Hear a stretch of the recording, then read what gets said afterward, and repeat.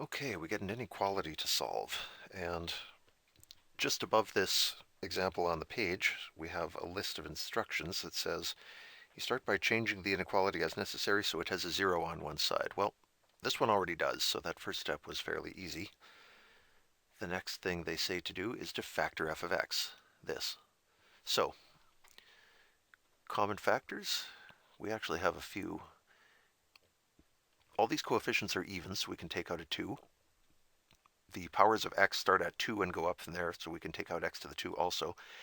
And the leading coefficient being negative is a bit of a problem for me. So in addition to taking out a 2 and an x squared, I respectfully suggest that you factor out a minus. Make it a minus 2. That'll help in a moment when we have a quadratic that we have to tangle with. So if we take all that out, we get minus 2 divided by minus 2 is just 1. X to the 4 divided by x squared is x squared. That's one term done. 6 divided by negative 2, x to the 3 divided by x squared just leaves x.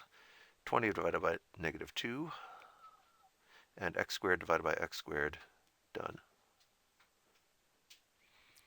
Okay, common factor went well enough. This is a quadratic, and that looks factorable too. I think we can do something with 5 and 2 that will break that down. If we use x minus 5 and x plus 2, there we are, completely factored. Now, next step in our procedure is identify the points where each factor is 0 or undefined. So all of these are polynomial. They're second degree and first degree, so there's no worries about these being undefined. That comes up if you have square roots or if you're dividing by something, so that division by 0 is a worry. But in this case, there's no problem with undefined. We just have to look for places where these terms can be 0, or sorry, where these factors can be 0. So minus 2x squared can be 0 if x is 0. X minus 5 can be 0 if x is 5. X plus 2 will become 0 if x is negative 2. Okay, so those are what we call critical points. They're places where this function touches 0. And if you're touching 0, that means you're just on the verge of either becoming greater than 0 or of not being greater than 0 anymore. 0 is like the cutoff line, so we're interested in places where we touch the cutoff line because those are places we might be crossing it. And here's what we do with all that. We're going to make a number line on which I'm going to put from left to right our critical values, or our critical points, minus 2, 0, and 5. We're going to look around those values. We're also going to look exactly on those values, and we'll see how our f of x is behaving in all these different places. We've broken this into pieces, and we're going to look at each of the pieces separately. So our minus 2x squared is one term. We're going to see how that behaves as our numbers change. We're going to look at x minus 5 as a separate piece. We're going to look at x plus 2 as a separate piece. When we're done, we'll put all that together and see what the overall function is behaving like. So if we're to the left here, meaning if x is lower than minus 2, if you want, you can make up a number there and say x is minus 3 or something like that. We'll do that for now because we're just starting off. What will that mean for the sign of minus 2x squared? Minus 3 squared is 9 times minus 2 is minus 18, so that term is negative out there. Does anything change when we get to minus 2? Then we get minus 2 squared is 4 times minus 2 is minus 8. Nope, still negative. What if x is between minus 2 and 0? Like, let's say if x is minus 1. You can make up any number you like here. Minus 1 is the obvious choice. Minus 1 squared is 1 times minus 2 is negative 2. Still negative. If x is 0, finally something happens. We get 0 squared is 0 times minus 2 is still 0.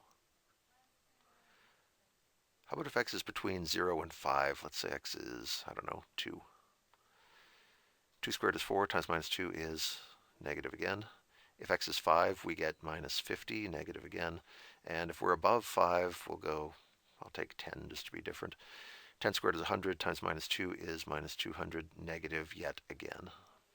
Okay, so the actual numbers that I came up with were not as important as whether the number was negative or positive. Here we see minus 2x squared is a parabola that opens down. It's negative everywhere except at this one spot. How about x minus 5? If x is negative 3, we get negative 3 minus 5. That's negative. Minus 2 minus 5, negative. Minus 1 minus 5, negative. 0 minus 5, negative. 2 minus 5, negative. 5 minus 5. Finally, we get a change. And if x is bigger than 5, this term actually comes out positive. And one more time with the x plus 2 now. If x is negative 3 or something like that, this term comes out negative. If x is negative 2, we get 0. For every interval after that, if x is higher than minus 2, this factor comes out positive. Fair enough? So, what happens when we put all of these factors together? If we have minus 2x squared times x minus 5 times x plus 2, how do the signs come out? Here we get negative times negative times negative. That's negative. Next one, we get negative times negative times 0. That's 0. Negative times negative is positive, times positive again is positive. 0 times, doesn't matter what the other things are, 0. Negative times negative is positive, times positive is, there we go. Negative times 0 is 0. And negative times positive, that comes out negative. Okay, so there are all of our signs. This is all the places the sign can possibly have changed because we found all the critical numbers. So, what we want, they say here, is places where this function is higher than 0, meaning where it's positive. Well, not there, not there. Here's one. This interval here is part of our solution because the function is bigger than 0 there. Then it blips out at 0. Then it comes back, and we get some more solution here. And then we have sections that are 0 and negative, and those aren't going to count. So everything between minus 2 and 0 is part of our solution. Also everything between 0 and 5. If you like interval notation, you could write something like minus 2 less than or equal to, not equal to. Minus 2 less than x less than 0, and then 0 through x to 5. Or if you like bracket notation, it would look like from minus 2 up to 0, not including either one, and then from 0 up to 5, not including either one.